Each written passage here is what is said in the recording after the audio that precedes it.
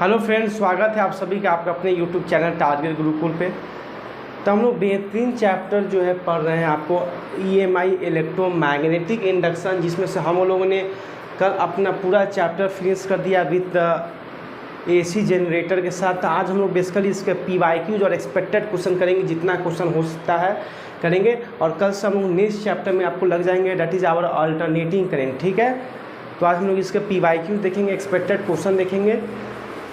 तो अगर अभी तक आपने कोर्स में इनरोल नहीं हुए हैं तो उससे इनरोल रही, उसके लिए क्या है, हमारे यूट्यूब में जो लिंक है दिया, जो डिस्क्रिप्शन बॉक्स होता है उसमें लिंक दिया रहता है, उससे आप हमारे टारगेट ऐप का वो इंस्टॉल करके इन कोर्स में इनरोल हो सकते हैं। और सेकेंड चीज़, प्ले स्टोर से आप जाके सिंपली टारगेट गुरुकुल ऐप को राइट डाउन करके उसमें आप इंस्टॉल कर सकते हैं और कोर्स में इनरोल हो सकते हैं। और थर्ड वन, किसी तरह का अगर इन्फॉर्मेशन चाहिए आपके कोर्स के रिलेटेड, कुछ टेक्निकल प्रॉब्लम आ रहा है हम लोग के जो ऐप है उसमें यूज करने में कुछ ही फंक्शन को, तो उसमें आप हमारे व्हाट्सएप ग्रुप का जो हेल्पलाइन नंबर है उससे आप कांटेक्ट कर सकते हैं। फैकल्टीज आपको सारा इन्फॉर्मेशन दे देंगे। मुझसे कोई अगर कुछ क्यूरी हो तो मेरा नंबर है, उससे आप बात कर सकते हैं, ठीक है। फिजिक्स हम लोग बेहतरीन लेवल ज़बरदस्त रूप से हम लोग पढ़ रहे हैं। आपको 2 चैप्टर आज हम लोग फिनिश कर भी चुके हैं। तो अब डेट किस बात का, क्योंकि मैं मई के फर्स्ट वीक तक टारगेट है कि सिलेबस को फिनिश कर दूँ। बहुत कम टाइम है हम लोग के पास एग्जाम के लिए, प्रिपरेशन के लिए, क्योंकि जैसे ख़त्म होगा उसके बाद हम लोग MCQs भी करेंगे यूट्यूब पर, ठीक है, लाइव आके, ठीक है। तो जितना हो सके प्लीज़ चैनल को सब्सक्राइब कीजिए, वीडियो को लाइक करते रहिए और कोर्स में इन्वॉल्व रहिए और डेली अपना स्टडी को कंटिन्यू रखिए, पढ़ते रहिए, ठीक है। तो ठीक है, लेट्स स्टार्ट। हम लोग क्वेश्चन देखते हैं बिना टाइम को वेस्ट किए हुए, क्योंकि लिखना भी रहता है, एक्सप्लेन भी करना रहता है, टाइम लगता है काफ़ी। तो आइए अब हम लोग क्वेश्चन फर्स्ट राइट डाउन करते हैं। क्वेश्चन फर्स्ट क्या बोल रहा है, ठीक है। क्वेश्चन फर्स्ट में आपको लिए सारा एक्सपेक्टेड और MCQ लाया हूँ, PYQ EMI का, ठीक है। पहला क्वेश्चन लिखिए, फाराडेज लॉज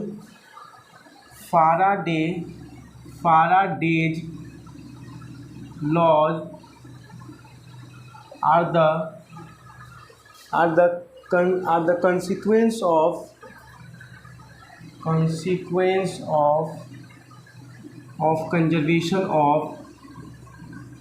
conservation of पहला ऑप्शन आपका एनर्जी है, energy. Second, energy and magnetic field. Third आपका क्या है, चार्ज। और फोर्थ आपका मैग्नेटिक फील्ड। पहले क्वेश्चन को पढ़िए, देखिए, पहले बताइए सारा चीज़ विजिबल है कि नहीं। बिल्कुल सारा चीज़ मैं देख रहा हूँ विजिबल है, किसी तरह का कोई प्रॉब्लम नहीं है।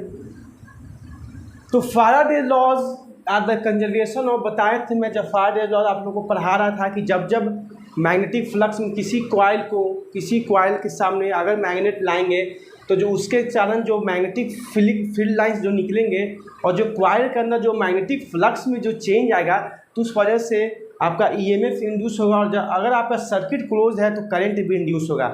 तो बात होती है कि फाराडे का जो लॉ होता है वो किस पे बेस्ड था, आपके एनर्जी पे बेस्ड था। सेकेंड जो लॉ बताया था कि जितना ज़्यादा फ्लक्स में चेंज होगा उतना ही ज़्यादा उसमें EMF इंड्यूस होगा। That means the Faraday's laws are the best conservation of energy. ये क्वेश्चन आपका PYQ में CUT, Gorakhpur university, Lucknow university, सारे यूनिवर्सिटी में आपको ये क्वेश्चन देखने को मिला है। EMI चैप्टर का most important question and most targeted question में से ये आपको इजी भी है और एक्सपेक्टेड क्वेश्चन भी है, ठीक है। तो इसको नोट डाउन कर लीजिए एनर्जी। तो हम लोग फिर सेकेंड क्वेश्चन की ओर मूव ऑन करेंगे। ये पहला क्वेश्चन हम लोग इजी से शुरू किए कि बेस जो बनना रहे, आप लोगों के साथ बनता रहे बेस, क्योंकि पहला क्वेश्चन इजी जो आपसे आपके अंदर और इंटरेस्ट को राइज अप कर दे। अब आइए सेकेंड क्वेश्चन क्या बोल रहा है। Question number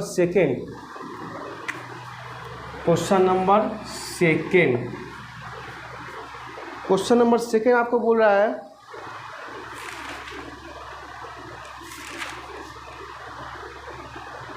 A transformer is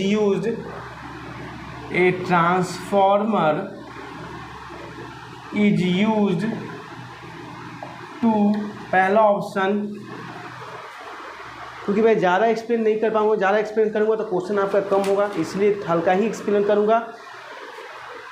और ये कॉन्फिडेंस है, गारंटी है कि जो मैं कॉन्सेप्ट पढ़ाया हूँ सारा वही क्वेश्चन आया हुआ है, बस मैं वही आपको दिखाना चाहता हूँ। चेंज द अल्टरनेटिंग पोटेंशियल, पहला option change the alternating potential. Second option change the alternating current, change the alternating current.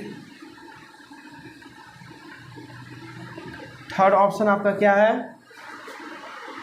Change to prevent the power loss in alternating current, to prevent the power loss in alternating current, to prevent power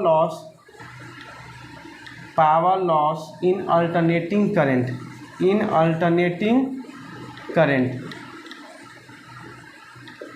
fourth option क्या है, to increase the power of current, to increase the power of current source, to increase the power of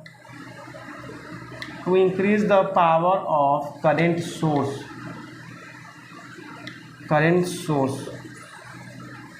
question को पहले ध्यान से पढ़िए। Question number second आपका जो बोल रहा है, बिल्कुल सारा चीज़ विजिबल है, मैं देख लिया हूँ, सारा चीज़ विजिबल है, एक बार कमेंट कीजिए यस का। बोल रहा है transformer is use, most important question है, मेरा कॉन्सेप्ट का बताया। और ट्रांसफार्मर को मैं लगभग 40 से 45 मिनट में इस टॉपिक को एक्सप्लेन किया था। इसका पावर लॉस, इसका डिफिनेशन, इसके टाइप्स ऑफ ट्रांसफार्मर, इसका एक फॉर्मूला बताया था, और कैसे कैसे इसका बेसिकली पावर लॉस को हम लोग रिड्यूस कर सकते, सारा हम लोग इस पर बात किए थे ट्रांसफार्मर का, और किसके प्रिंसिपल पे बेस्ड था सारा मैं बताया हूँ ट्रांसफार्मर का। उसी पे ये खूबसूरत सा क्वेश्चन है, transformer is use to change the alternating potential. क्या ट्रांसफार्मर अल्टरनेटिंग पोटेंशियल को चेंज करता है? Second option change the alternating current. अच्छा, थर्ड पॉइंट आपका है to prevent the power loss in alternating current. Okay, fourth point क्या है? To increase the power of current source. चार ऑप्शन आपके सामने दिया हुआ है, जिससे आप काफ़ी थोड़ा सा कंफ्यूज हो सकते हैं अगर कॉन्सेप्ट क्लियर नहीं होगा तो। बट जो लड़का स्टूडेंट रिवाइज करके आया हुआ क्लास को, उसको इसको बिल्कुल चारों ऑप्शन देकर एक ऑप्शन चूज कर लेगा करेक्ट आंसर वाला। हम लोग लास्ट से स्टार्ट करते हैं, ठीक है? हल्का से एक्सप्लेन कर देता हूँ। To increase the power of current source, तो मैं बता दूं कि ट्रांसफार्मर एक ऐसा डिवाइस है जो वोल्टेज को रेगुलेट करता है इन द एसी सर्किट में। क्योंकि जो पावर ग्रिड हाउस से जो इलेक्ट्रिसिटी का जो डिवीजन होता है और हमारे घर में जो लाइट आती है तो किस कंपोनेंट में लगा रहता है, किस सर्किट में? एसी सर्किट में। क्योंकि हर जो फ्रिज है, जो टीवी है, जो वॉशिंग मशीन है, हर जो एक सेटअप होता है किस पे बेस होता है? आपका अल्टरनेटिंग करंट पे सेटअप होता है। और हमारे घर में वोल्टेज कैसा आता है? 220 वोल्टेज। बट हर डिवाइस को एक सेम वोल्टेज नहीं चाहिए। फ्रिज को अलग वोल्टेज चाहिए, जो स्मॉलर इलेक्ट्रिकल कंजम्पशन जैसे एलईडी बल्ब उसको कम वोल्टेज चाहिए। तो वो कौन रेगुलेट करता है? ट्रांसफार्मर। ट्रांसफार्मर से ही लाइट हमारे घर तक पहुंचता है, वही वोल्टेज को रेगुलेट करता है, ठीक है? तो क्या बोल रहा है? To increase the power of current source. Current source का पावर बढ़ाता है? बिल्कुल नहीं। पावर क्यों बढ़ाएगा? पावर क्यों बढ़ाएगा? क्योंकि इसके दो ट्रांसफार्मर होते हैं, स्टेप अप और स्टेप डाउन, और इसके दो कंपोनेंट भी होते हैं, इनपुट और आउटपुट डिवाइस। क्योंकि ये ट्रांसफार्मर म्यूचुअल इंडक्शन के प्रिंसिपल पे बेस होता है, तो इसमें करंट आपको इंड्यूस होता है। तो बेसिकली पावर का कहीं यहाँ पे रोल ही नहीं है करंट सोर्स का। ये है कि करंट के कैपेसिटी को बढ़ाएगा, क्योंकि जितना मैग्नेटिक फ्लक्स चेंज होगा प्राइमरी कॉइल और सेकेंडरी कॉइल में, उतना ही करंट इंड्यूस होगा। तो पावर का कोई यहाँ पे रोल ही नहीं है। To prevent the power loss in alternating current. Alternating current में पावर लॉस से बचाता है? बिल्कुल नहीं। ये और पावर लॉस को काफ़ी अमाउंट में हार्मफुल इफेक्ट पहुंचाता है। जैसे आपका हो गया magnetic flux leakage, ED current का ज़्यादा प्रभाव पड़ता है, हिस्टेरिसिस लोग जो हम लोग बात कर चुके हैं। तो ये भी नहीं है, थर्ड भी नहीं है, फोर्थ भी नहीं है। सेकंड क्या है? Change the alternating current. नहीं, यस, पहला option change the alternating potential. ये वोल्टेज को रेगुलेट करता है, वोल्टेज को मेंटेन करता है। तो अल्टरनेटिंग पोटेंशियल को मेंटेन करता है और हमारे पास डिजायर पोटेंशियल और करंट को सेटअप करता है, ठीक है? और ट्रांसफार्मर किस में वर्क करता है? एसी सर्किट में। डीसी में ये वर्क नहीं करेगा, डायरेक्ट करंट में, ठीक है? तो ये सिर्फ वोल्टेज को रेगुलेट करता है। तो first option is your correct option, ठीक है। अब हम इसके बाद देखेंगे क्वेश्चन नंबर 3। ये भी मोस्ट इंपॉर्टेंट क्वेश्चन आपका है, ये एग्जाम में आया हुआ है, एक नहीं 2-3 बार आया हुआ है, ठीक है। इस बार भी आने का पूरा चांस है। क्वेश्चन नंबर 3,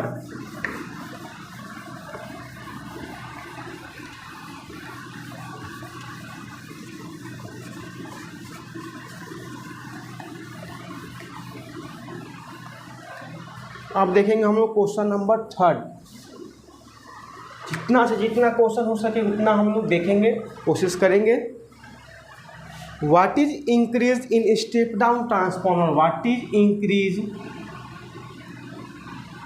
सारा मेरा कॉन्सेप्ट का बताया हुआ था। जो प्रीवियस जो क्वेश्चन था ट्रांसफॉर्मर, क्या मैं वो कॉन्सेप्ट सा लिखा है नहीं कि वो एसी पे वर्क करता है। मैं पहला ही लाइन बताया था कि ट्रांसफॉर्मर वोल्टेज को रेगुलेट करता है, सारा चीज़ बताया हुआ है, बस रिवाइज करना का जरूरी है।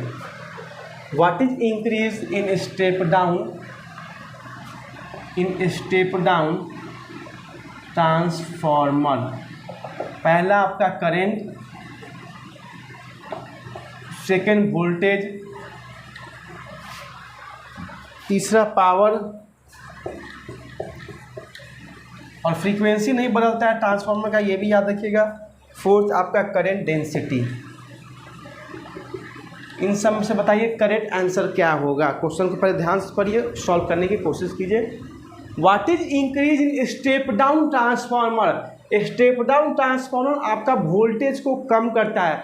तो जो ट्रांसफार्मर मैं लिखवाया था एक स्पेशल पॉइंट देके कि transformer does not do both the change simultaneously, that means अगर वो वोल्टेज बढ़ा रहा है तो करंट को एक साथ नहीं बढ़ाएगा, या तो वोल्टेज बढ़ाएगा और करंट में चेंज डिक्रीज लाएगा, या तो वोल्टेज बढ़ाना और करंट को बढ़ाना दोनों एक साथ वो ट्रांसफार्मर नहीं कर सकता है। तो बोल रहा है क्या, कौन सा चीज़ इंक्रीज होगा स्टेप डाउन ट्रांसफार्मर में।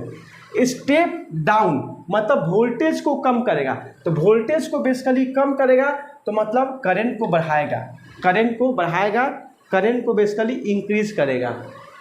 वोल्टेज को बेसिकली कम करेगा स्टेप डाउन, तब करंट को बढ़ाएगा। मैंने कंपैरिजन भी आपको बताया था स्टेप अप और स्टेप डाउन से कि स्टेप अप में वोल्टेज बढ़ाएगा मतलब उसमें नंबर ऑफ टर्न्स ज़्यादा है, इसीलिए उसमें करंट कम है।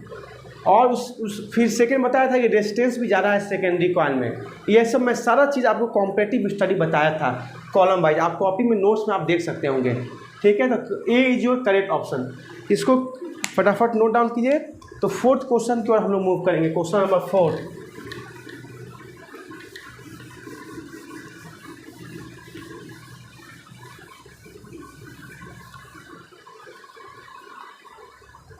Question number 4,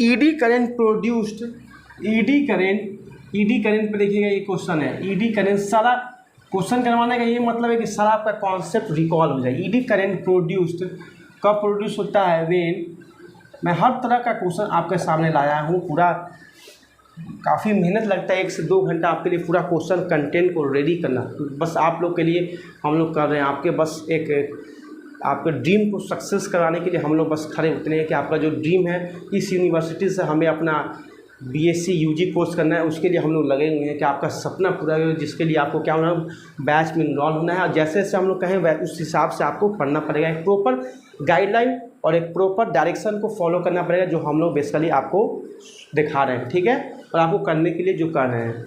eddy current produce when a metal is keeped in variable magnetic field, a metal is keeped in variable magnetic field। Second option क्या है, metal is keeped, metal is capped in state magnetic field, a metal is capped in state magnetic field. Third option क्या है, A circular coil is placed in magnetic field, a circular coil is placed in magnetic field। Fourth option क्या है? Through a circular coil current is passed through a circular coil, through a circular coil current is pass. Question को पहले ध्यान से पढ़िए, उसको करने की कोशिश कीजिए।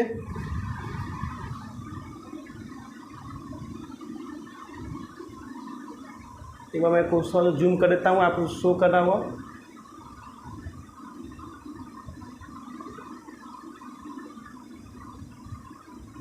बोला ईडी करंट कब प्रोड्यूस होता है? तो मैं बताया था जब ईडी करंट भंवर धारा जो पढ़ा रहा था तो बताया था ईडी करंट जब आता है जब मैग्नेटिक फ्लक्स में चेंज होता है।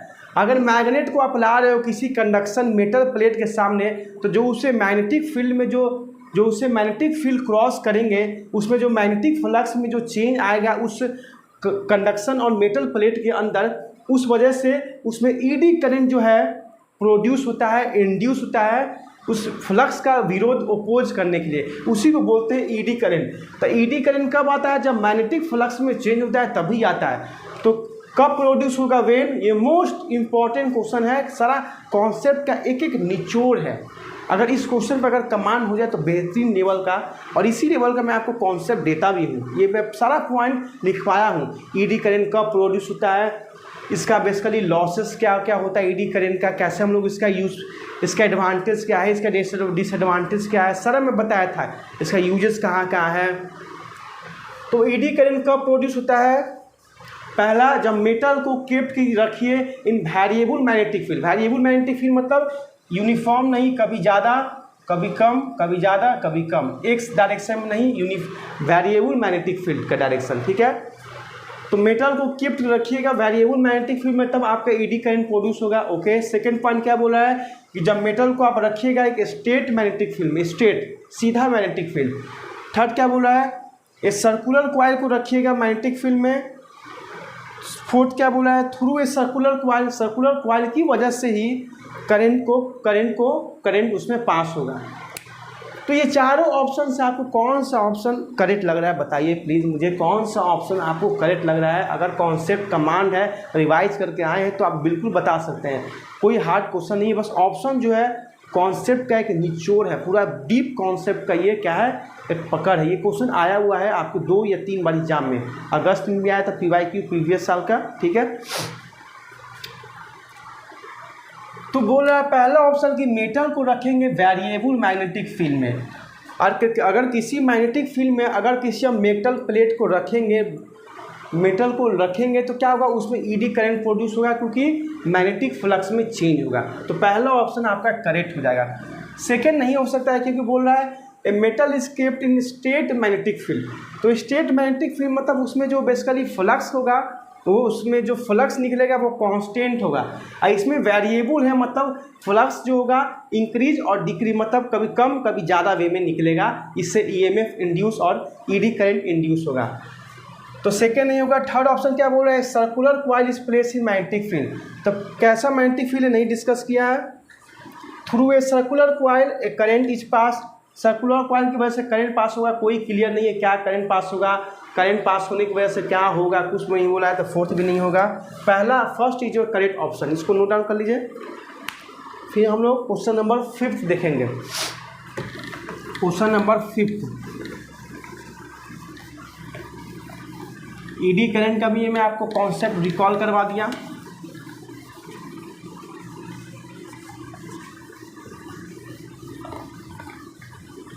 Question number 5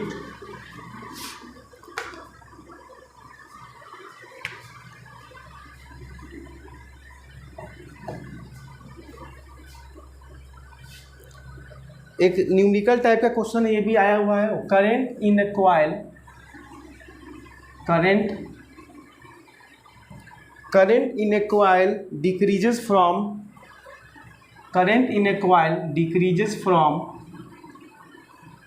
1 to 0.2 ampere, 1 to 0.2 ampere in 10 second. Calculate the coefficient of self inductance, calculate the coefficient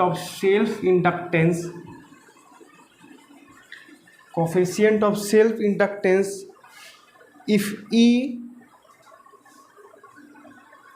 is 0.4, तो फर्स्ट ऑप्शन आपका है इफ E इंड्यूस इज, ये आपका क्या है, if E induce is,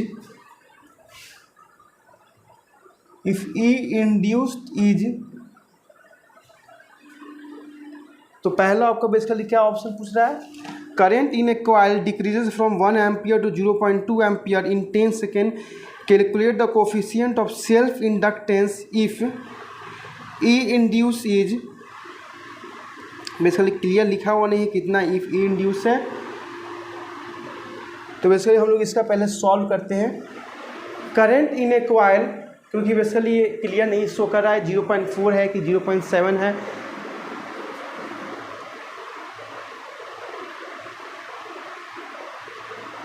current in a coil decrease from, मतलब 1 ampere से 0.2 ampere decrease हो रहा है, तो पहला हम लोग डेल आई निकालेंगे। क्या निकालेंगे, चेंज इन एम्पियर करंट निकालेंगे, डेल आई निकालेंगे 0.2 एम्पियर माइनस 1 एम्पियर, जो चेंज आएगा माइनस 0.8 एम्पियर, ठीक है। इन 10 सेकेंड टाइम भी दिया हुआ है। कोफिशिएंट ऑफ सेल्फ इंडक्टेंस बोल रहा है, ठीक है, तो हम लोग जानते हैं और ई इंड्यूस दिया है, तो ई इंड्यूस और एल का मैं एक रिलेशन आपको बताया था, E is equal to L D I by D T. क्या आपको ये याद है, मैं बताया था कि phi is equal to L I होता है, फिर बताया था फाराडे लॉ से E is equal to minus N D phi M by D T. N क्या है, नंबर ऑफ टर्न्स, तो माइनस एन डी, फाई की जगह पे एल आई पुट कीजिए बाई डी टी, एल को बाहर निकालिए तो D I by D T. यही आपका बेसिकली ई इंड्यूस का फॉर्मूला आपके सामने आया था, उसका मैग्नीट्यूड का, L D I by D T. इस पे खूबसूरत सा न्यूमेरिकल है, कुछ नहीं, बस वैल्यू पुट कीजिए। पूछ कह रहा है आपका coefficient of self inductance, L पूछ रहा है। एल के लिए मैं बताया था, एल को कैसे लिखिएगा, L equal to E by D I by D T, ठीक है। ई कितना है 0.4 इंटू डी टी, ऊपर चला जाएगा, टाइम का कितना है 10 सेकेंड बाई 0.8, तो 5 हेनरी जो है इसका, जो बेसिकली एल का जो वैल्यू निकालें 5 हेनरी, इसका आंसर हो जाएगा 5 हेनरी, इसका क्या हो जाएगा, करेक्ट आंसर हो जाएगा, ठीक है। किसी तरह का प्रॉब्लम तो बताइए। चेंज इन करंट निकाले, 1 से 0.2 हो रहा है तो 0.8 एम्पियर का क्या हो जाएगा, करंट माइनस में आएगा, क्योंकि फाइनल वैल्यू जो है आपका कम है और इनिशियल वैल्यू ज़्यादा है। ई का वैल्यू क्या हो जाएगा आपको माइनस, तो माइनस से माइनस आपका पॉजिटिव हो गया, इसीलिए इसका वैल्यू पॉजिटिव आया, ठीक है। मैं माइनस यहाँ पे शो कर भी देता हूँ, equal to minus L D I by D T. L का वैल्यू बेसिकली पूछ रहा है तो उससे हम लोग निकाल दिए। इसको भी नोट डाउन कीजिए, ये भी आपको क्लियर हो गया होगा। मोस्ट इंपॉर्टेंट क्वेश्चन, खूबसूरत सा क्वेश्चन है आपके इस बेहतरीन फार्मूला के साथ।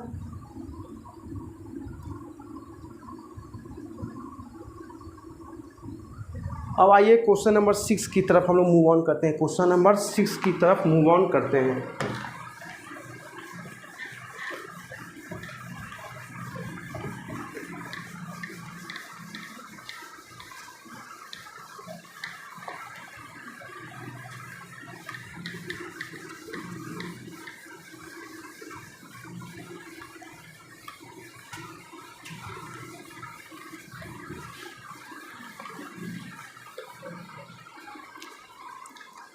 Question number 6,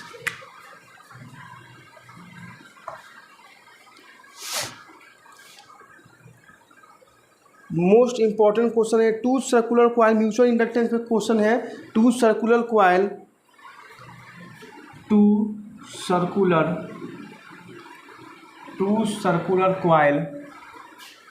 have their center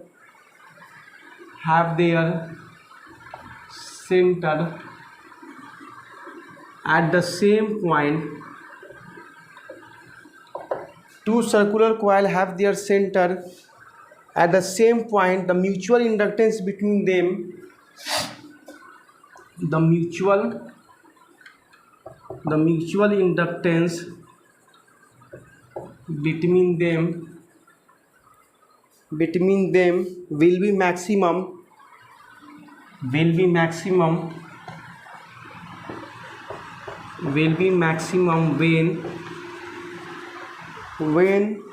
their axis पहला ऑप्शन क्या है, parallel to each other, are parallel to each other. Second, are perpendicular to each other.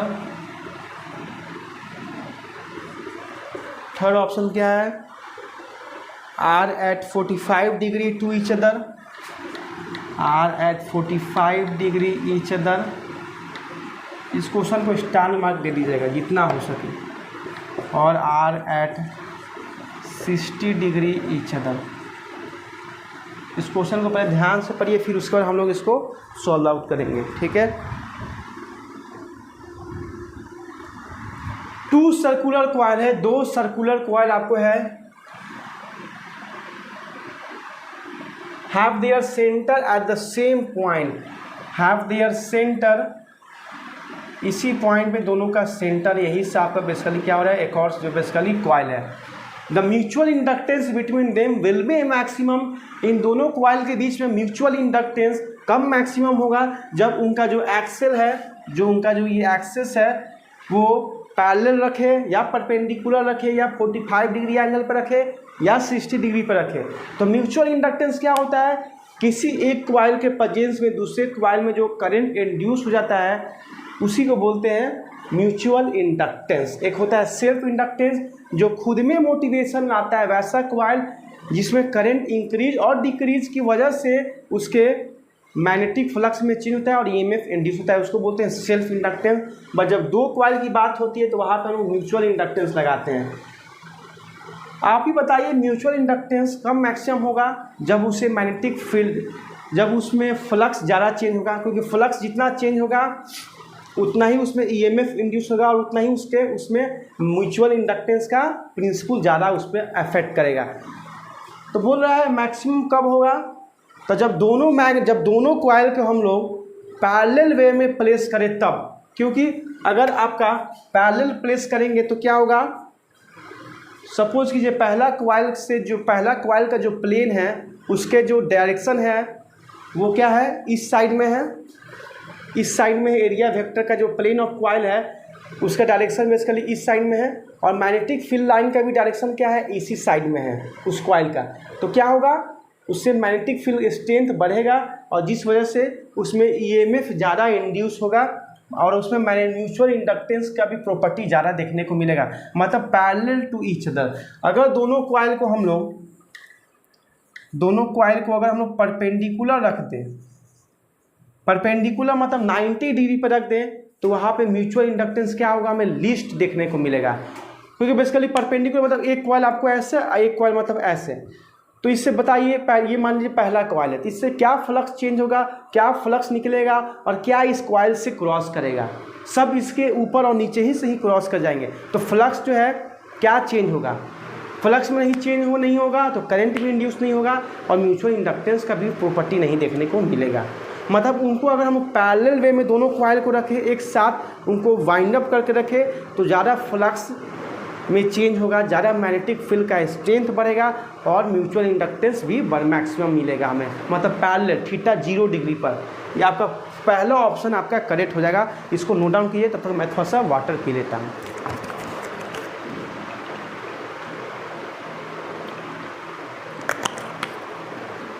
Parallel to each other रखते हैं. ठीक है. क्वेश्चन नंबर 6 को मैं रफ कर रहा हूँ. क्वेश्चन नंबर 7 की ओर मूव ऑन करते हैं. क्वेश्चन नंबर 7 सारा क्वेश्चन देख रहे होंगे कॉन्सेप्ट। ये भी मैं क्वेश्चन बताया था, कपलिंग फैक्टर याद है, जब दो कॉइल को जब ज़्यादा पास में रखेंगे तो उसका म्यूचुअल इंडक्टेंस बढ़ेगा, अगर कुछ दूरी पर रखेंगे 0 और 1 जो के का वैल्यू होता है, एम बराबर फॉर्मूला बताया था √L1 × L2 के, तो के का बताया था कपलिंग फैक्टर, तो 3 केस बताया था। एक दोनों कॉइल को परपेंडिकुलर रखा था, एक उसके दम पूरा सटा कर रखा था, और एक कुछ दूरी पर रखा था। जब सटा कर रखा था तो के का वैल्यू 1, कुछ दूरी पर रखा था तो के का वैल्यू 0 से और 1 के बीच में लाई कर रहा था। और जब परपेंडिकुलर मतलब एक कॉइल इधर मुड़ा हुआ है, एक कॉइल ऊपर दिख रहा है, तो क्या म्यूचुअल इंडक्टेंस बढ़ेगा? कुछ नहीं बढ़ पाएगा, ये मैं बताया था। तो उसी को कपलिंग फैक्टर पे एक खूबसूरत सा क्वेश्चन आपके सामने मैं रखा। अब आइए question number 7।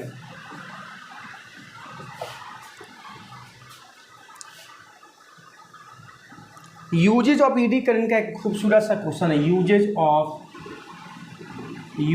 Of eddy current in the following except पहला ऑप्शन है आपका moving coil galvanometer, second one is electric breaker,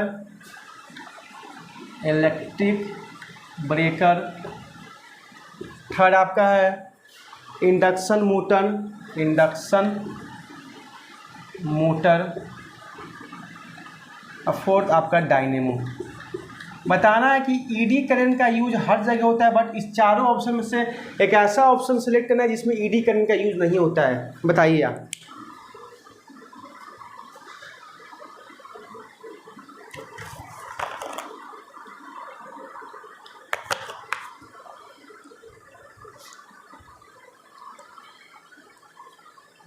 मैं बताया था ईडी करंट का यूज कहाँ कहाँ होता है। मूविंग कॉइल गैल्वेनोमीटर में बताया था, एक्सप्लेन भी आपको किया था कि गैल्वेनोमीटर एक बेसिकली उसके पास एक मटेरियल होता है कोर, जो बेसिकली जिसको बोलते हैं, जो कि नॉन मैग्नेटिक मटेरियल का होता है। जब कॉइल ऑक्सीलेट होता है तो ईडी करंट इंड्यूस हो जाता है, और ईडी करंट क्या करता है? कॉइल के ऑक्सीलेट होने का विरोध करता है, उसको रोकता है, और जिस वजह से ईडी करंट काफ़ी फैल जाता है। मतलब मूविंग कॉइल गैल्वेनोमीटर में भी यूज होता है। सेकेंड इलेक्ट्रिक ट्रेन ब्रेकर्स, बताया था आपको कि रेल्स के ऊपर कुछ इलेक्ट्रोमैग्नेट फिक्स रहते हैं। जब इस इलेक्ट्रोमैग्नेट को हम लोग एक्टिवेट करते हैं तो तब भी ईडी करंट इंड्यूस होता है, और रेल के डायरेक्शन को, मोशन को अपोज करता है। हाँ, ये बात है कि जो ब्रेक है, जो बेसिकली जो आपका ब्रेकर्स होते हैं वो काफ़ी स्मूथ रहते हैं, तो हमें ईडी करंट का प्रभाव देखने को बहुत कम मिलता है। मतलब इलेक्ट्रिक ब्रेकर्स में भी यूज होता है, इंडक्शन मोटर में भी हमें यूज होने का देखना मिलता है। और मैं बताया था इंडक्शन फर्नेस, उसमें भी ईडी करंट का यूज देखने को मिलता है। बट डायनेमो में कैसे ईडी करंट, भाई क्या करेगा? डायनेमो में ईडी करंट का क्या रोल है? डायनेमो तो कल ही हम लोगों ने पढ़ा, जिसमें कॉइल को रोटेट करने की वजह से उसमें करंट इंड्यूस हुआ। ईडी करंट तो नहीं आया था, मैग्नेट को जब पास लाए थे या कॉइल को जब रोटेट कर रहे थे तो उसमें करंट इंड्यूस हुआ था, ना कि ईडी करंट आया था। तो डायनेमो में इसका यूज नहीं है, बाकी हर जगह इसका यूज है। तो fourth is your correct option, dynamo. Electric generator या डायनेमो कहिए, कल ही हम लोगों ने इस टॉपिक को पढ़ा है। मोस्ट इंपॉर्टेंट क्वेश्चन आपका है यूजेज ऑफ ईडी करंट का। एक मैं ईडी करंट का बताया कहाँ प्रोड्यूस होता है, देखिए एक क्वेश्चन आ दिया उसके यूज पे, दोनों टॉपिक मैं आपको रिकॉल करवा दिया। फिर मैं आपको जनरेटर का क्वेश्चन आया, कैसे प्रोड्यूस होता है, क्या बढ़ाता है, क्या घटाता है, और एक स्टेप डाउन ट्रांसफार्मर का क्वेश्चन आ दिया था। दो टॉपिक क्लियर। एक कोफिशिएंट ऑफ सेल्फ इंडक्टेंस के फॉर्मूला पे मैं आपको क्वेश्चन एक ला के दिखा दिया, फिर एक फैराडेज लॉस पे दिखा दिया क्वेश्चन। यही क्वेश्चन का एक सिलेक्शन होना चाहिए कि हर टॉपिक से आपको क्लियर हो जाए, हर टॉपिक पे आपका कमांड हो जाए। और सारा क्वेश्चन बोल रहा है मेरा कॉन्सेप्ट, सारा क्वेश्चन बोल रहा है कि आपका जो कॉन्सेप्ट है वही आपका पावरफुल है। सारा कॉन्सेप्ट से मेरा ये क्वेश्चन आया गया है, वही आपको देखने को मिलेगा। इसी एग्जाम में आप बैठिएगा लगेगा कि सर का ही क्वेश्चन, सर का ही पूरा कॉन्सेप्ट छपा हुआ है इस क्वेश्चन पेपर में, ठीक है। तो वही है, कॉन्सेप्ट पे पकड़ रहेगा तो कोई क्वेश्चन नहीं छूटेगा। यही फिजिक्स है आपको। क्वेश्चन नंबर 8, आइए क्वेश्चन नंबर 8 की और मूव ऑन करते हैं। क्वेश्चन नंबर 8,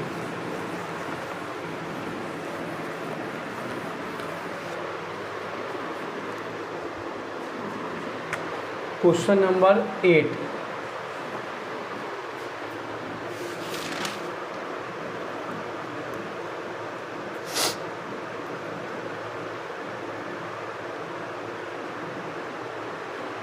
देखिए भी बहुत बढ़िया क्वेश्चन है। The north pole of magnet, the north pole of the magnet is brought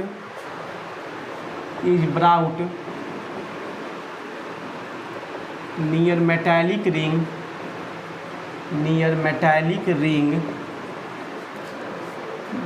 ring, the direction of induced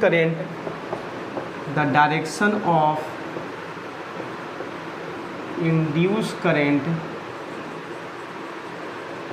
in ring will be clockwise. पहला ऑप्शन है क्लॉकवाइज, ये आपका डायरेक्शन बेस्ड क्वेश्चन है लेंज लॉ पे। Anti clockwise question लाने का मेरा एक ही टारगेट है कि आपका टॉपिक रिकॉल हो जाए सारा चीज़। थर्ड आपका है towards north, fourth towards south.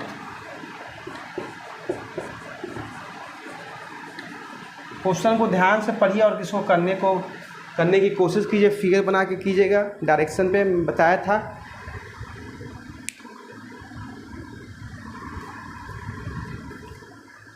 Question क्या बोल रहा है कि the north pole of the magnet, आइए किया जाए। द नॉर्थ पोल, ये आपका मैग्नेट है, ये आप इधर बना दिए साउथ, इधर बना दिए north. North pole of the magnet is brought, उसको लाया जा रहा है नियर, किसके नियर? एक मेटालिक रिंग है। North pole of the magnet को लाया जा रहा है इस मैग्नेट स्क्वायर रिंग के सामने। तो बोल रहा है कि जो रिंग में जो इंड्यूस करंट होगा उसका डायरेक्शन क्या होगा। लेंज लॉ के हिसाब से मैं बताया था कि जब किसी भी जब मैग्नेट को अगर आप मेटालिक रिंग या क्वाइल के सामने लाइएगा तो उससे मैग्नेटिक फील्ड लाइंस में चेंज आएगा, और जब मैग्नेटिक फील्ड में चेंज आएगा तो मैग्नेटिक फ्लक्स में चेंज आएगा, और मैग्नेटिक फ्लक्स में चेंज आएगा तो उसमें ईएमएफ इंड्यूस होगा, और ईएमएफ इंड्यूस होगा, और अगर आपका सर्किट क्लोज है तो उसमें करंट भी इंड्यूस होगा। यही आपका था फैराडेज का नियम। लेंज ने क्या किया था? बस डायरेक्शन बताया था कि जिस वजह से इसमें चेंज आएगा वो उसी का अपोज करेगा, जिसके कारण इसके अंदर उत्पत्ति होगा वो उत्पत्ति का अपोज करेगा। तो इस क्वाइल में किसके कारण चेंज हो रहा है? तो ये मैग्नेट के नॉर्थ पोल की वजह से चेंज हो रहा है। मैग्नेट का नॉर्थ पोल आ रहा है तभी क्या हो रहा है, इसमें इंड्यूस करंट हो रहा है और ईएमएफ इंड्यूस हो रहा है। तो क्या करेगा? इसका विरोध करने के लिए, क्योंकि नॉर्थ पोल इसके पास आ रहा है, तो क्या करेगा? यहाँ पे नॉर्थ पोल ही बना देगा। मैं बताया था कि जिसके कारण इसके उत्पत्ति में चेंज होगा वो उसी का विरोध करेगा। यहाँ पे नॉर्थ पोल आ रहा है तो क्या करेगा? नॉर्थ पोल ही बना देगा कि उसके साथ रिपल्सिव फोर्स लगे, ना कि अट्रैक्टिव फोर्स। रिपल्सिव फोर्स लगेगा तभी मैग्नेट इसके पास नहीं आएगा।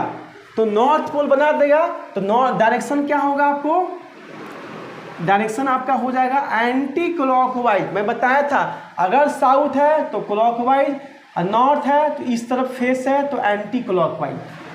ठीक से बताया था कि साउथ पोल का जो ये मोटा वाला एस है इस तरफ झुका रहता है, मतलब क्लॉकवाइज, और नॉर्थ पोल का एन ऐसे रहता है, मतलब एन ये वाला ऐसे, मतलब एंटी क्लॉकवाइज। तो डायरेक्शन क्या हो जाएगा आपका? Anti clockwise. तो इससे आपका लेंज लॉ भी क्लियर हो गया और डायरेक्शन भी क्लियर हो गया। इस क्वेश्चन से मोस्ट इंपॉर्टेंट क्वेश्चन आपका ये है। ऐसा क्वेश्चन बिल्कुल आपको एग्जाम में देखने को मिल सकता है। एंटी क्लॉकवाइज कैसा होगा? Direction of induce current anti clockwise होगा। क्वेश्चन नंबर 8 को नोट डाउन कीजिए, तो फिर हम लोग क्वेश्चन नंबर 9 करते हैं।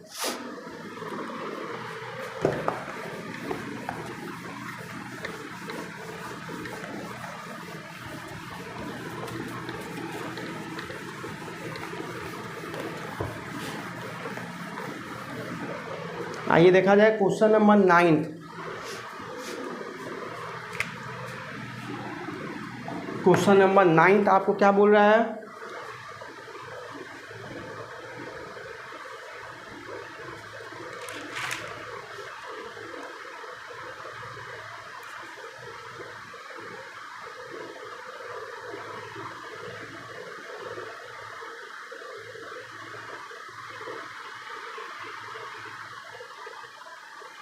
क्वेश्चन एक है, इसको नोट डाउन कीजिए।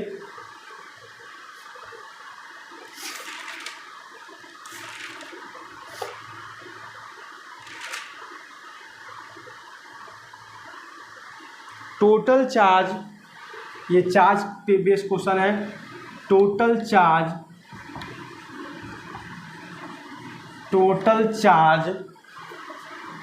Induce in conducting loop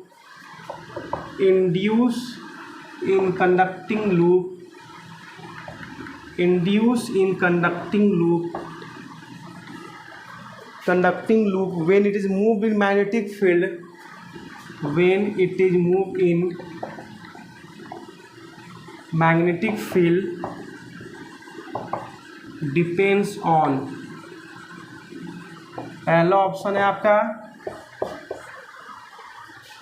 the rate of change of magnetic flux, the rate of change of magnetic flux.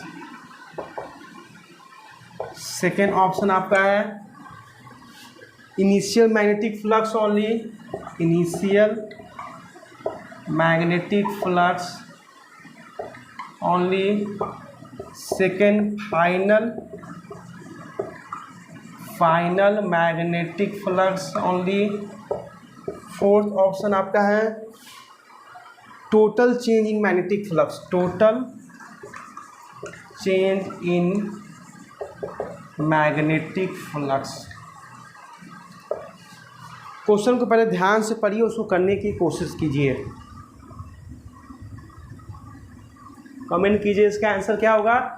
Total charge induce in conducting loop, किसी कंडक्टिंग लूप में जितना charge induce होता है जब किसी मूव करेंगे magnetic field में, जब मैग्नेटिक फील्ड में उसको मूव ऑन करेंगे तो ऑब्वियसली सी बात है कोई एक चीज़ भी रोटेशन होना चाहिए, कोई एक चीज़ भी मूव होना चाहिए, या तो कॉइल या तो मैग्नेट। एक चीज़ भी मूव ऑन करेगा, मूव करेगा, मोशन में आएगा तो उसमें फ्लक्स चेंज होगा, जिस वजह से उसमें करंट इंड्यूस होगा और उसमें चार्ज भी आ जाएगा, क्योंकि करंट आ जाएगा तो चार्ज भी आ जाएगा।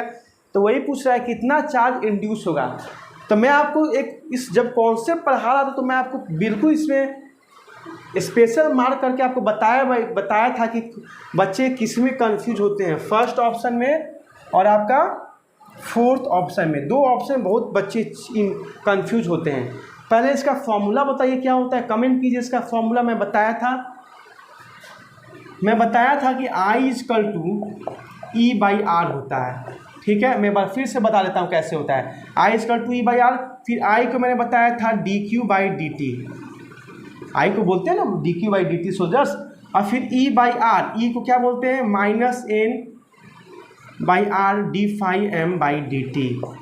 dt से dt कट गया, change in charge -N/R dφm। अगर सिर्फ चार्ज में चेंज निकालना है डेल क्यू तो वो आएगा -N/R del∅m, मतलब फ्लक्स में चेंज। यही आपका फॉर्मूला आया था, डेल क्यू बराबर माइनस उसका अपोज N/R, N number of turns, R resistance और change in flux final minus initial.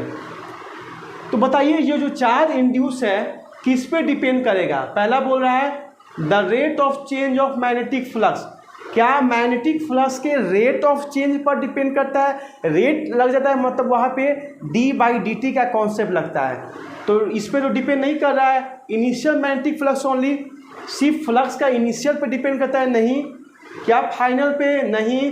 Total change in magnetic flux, जी हाँ, φ2 माइनस φ1 फाइनल माइनस इनिशियल पर डिपेंड करता है। तो fourth is your correct option, fourth जो है आपका करेक्ट ऑप्शन है। तो ये फॉर्मूला का जो है कमांड और कॉन्सेप्ट आपको इस क्वेश्चन पे देखने को मिल रहा है कि जिस लेवल से मैं आपके सामने कॉन्सेप्ट को डील किया हूँ, कैसे क्वेश्चन में जो है मैच हो रहा है, कैसे क्वेश्चन का जो ओरिएंटेशन है वो किस तरह से इस क्वेश्चन में आपको देखने को मिल रहा है। इसी तरह का क्वेश्चन आपको एग्जाम में भी देखने को मिलेगा, उस एक खूबसूरत सा क्वेश्चन और एक ज़बरदस्त कॉन्सेप्ट के साथ। तो कॉन्सेप्ट पे पकड़ सोल्जर्स, मैं बार बार बोल रहा हूँ कॉन्सेप्ट पे पकड़ जरूर रखिएगा। जो भी मैं नोट्स लिखवाता हूँ, जो भी फॉर्मूला रखता हूँ, उसको दिमाग में रखिएगा। सारा आपका कॉन्सेप्ट ओरिएंटेशन और गोल ओरिएंटेड कॉन्सेप्ट है, एक भी फालतू कॉन्सेप्ट नहीं है, तो उस पर पकड़ रखना बहुत ज़रूरी है। तो आपका फोर्थ जो है वो करेक्ट ऑप्शन है, फोर्थ जो है आपका वो करेक्ट ऑप्शन है। अब हम लोग देखेंगे लास्ट क्वेश्चन, क्वेश्चन नंबर 10, वो आपका होमवर्क क्वेश्चन रहेगा, क्वेश्चन नंबर 10। जल्दी से नोट डाउन कर लीजिए, उसका ऑप्शन कमेंट कीजिएगा इसका आंसर। ये यूट्यूब पर मैं अपलोड करवा देता हूँ क्वेश्चन सीरीज, और आपका पेड बैच में तो अपलोड होता ही है। तो क्वेश्चन नंबर 10 नोट डाउन कीजिए, ये आपका होमवर्क क्वेश्चन रहेगा। कैसा क्वेश्चन रहेगा? होमवर्क क्वेश्चन है, इसको नोट डाउन कीजिए। क्वेश्चन नंबर 10 होमवर्क, इसको घर से करके लाना है, कमेंट कीजिएगा इसका आंसर। क्वेश्चन क्या है? In an AC generator, in an AC generator a coil with n tons all of the same area A, all of same area A, and total resistance R, and total resistance R, rotate with frequency omega, in a magnetic field B,